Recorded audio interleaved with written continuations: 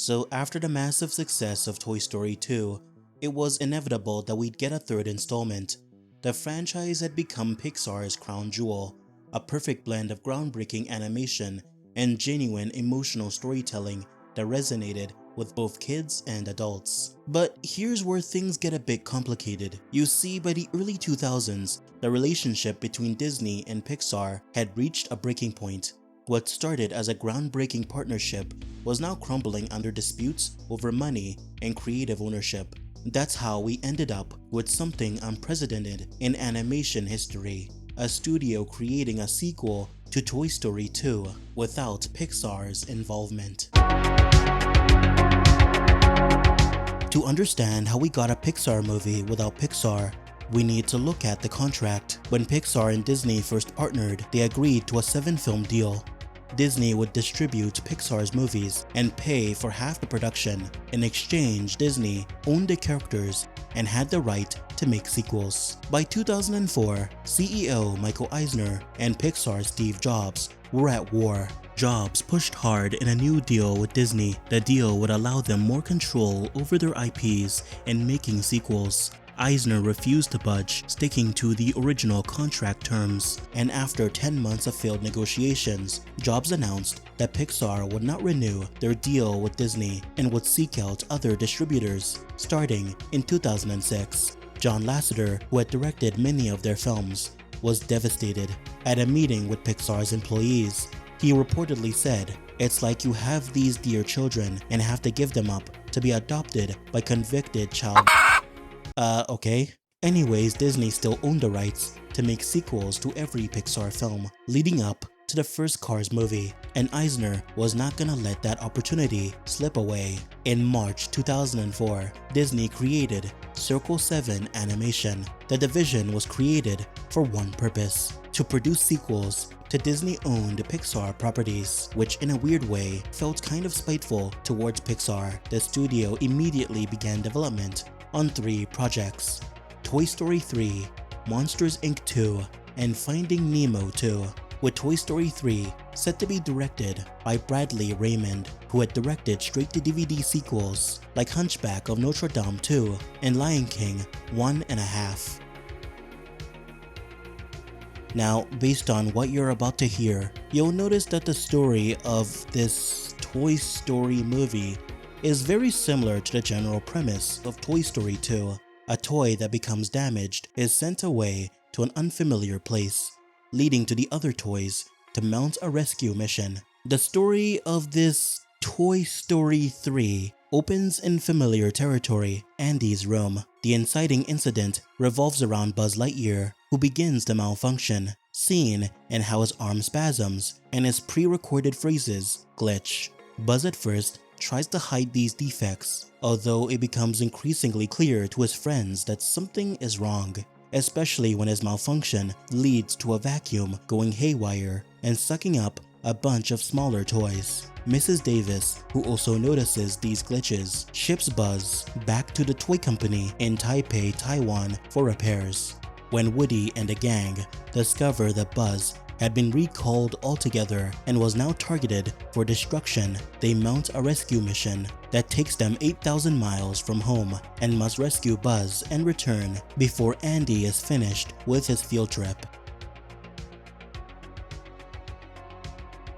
The first is Buzz's POV. Here, Buzz arrives at the factory thinking he'll get fixed. Instead, he's placed on a large conveyor belt, and it's here where he discovers the Smasher, an industrial shredder that destroys recalled toys. His journey becomes a prison break narrative where he navigates the factory's infrastructure in an attempt to make his way out of the factory. However, Buzz is captured and placed in containment. It's here where he befriends the other recalled outcasts. There's Rosie, a doll who catches fire when excited. They were meant to be a toy that would heat up children at night, but this fire-based defect made them way more dangerous than helpful. There's also Jade, originally Cindy Scissors. She's a leggy action figure whose defect is switchblade knees, a defect so bad that they were recalled before the first play session.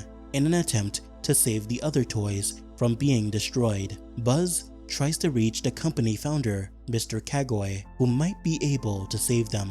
In the film, Buzz's arc is surprisingly very well done. His story is about self-worth and whether or not his functionality is what makes him a toy, or if it comes from the love of his friends and Andy. At his lowest point, he literally loses his leg to the Smasher after attempting to save Woody and requires emergency surgery from Rex to fix him. The new chip installed into Buzz to fix his malfunctions resets him to factory default. He forgets Woody, forgets Andy, and forgets everything about himself. His recovery comes from emotional means. Somehow Buzz powers through his factory reset and begins to remember who he is. It's a clever inversion of his Toy Story arc. Then, he had to accept that he was a toy, and here, he has to fight to remember why being a toy mattered.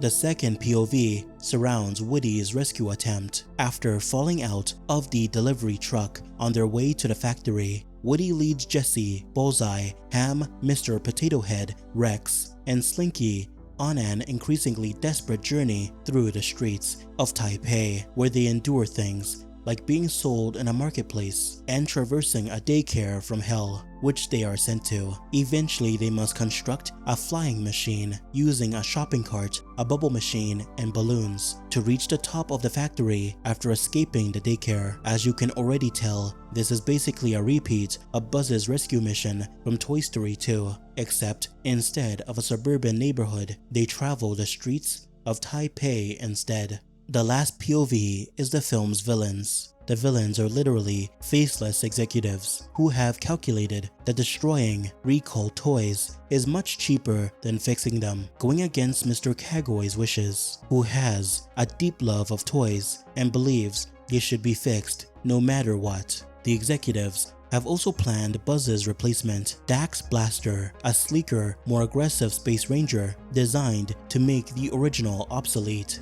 Though some art portray him more like a Transformers-like toy, Dax's villainy stems from his insecurity. He knows he's a manufactured replacement and sees himself as better than Buzz Lightyear, attempting to kill Buzz by sending him to the Smasher to solidify his presence as the brand new and better toy.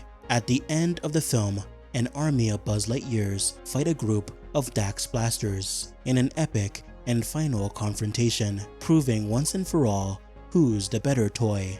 Mr. Kagoy also comes back into the company and demands that toys don't get destroyed and must be fixed. Okay, based on my first impressions at least, I don't actually think this Toy Story 3 sounds all that bad. The plot seems pretty smartly designed, the pacing is pretty good, the characters are interesting, and the film explores some pretty great themes as well. There's also a very cool moment where Mr. Kagoy actually goes out of his way to talk to the toys, which is such a cool and unique idea, and also makes it clear that some humans in this world are aware that toys are sentient.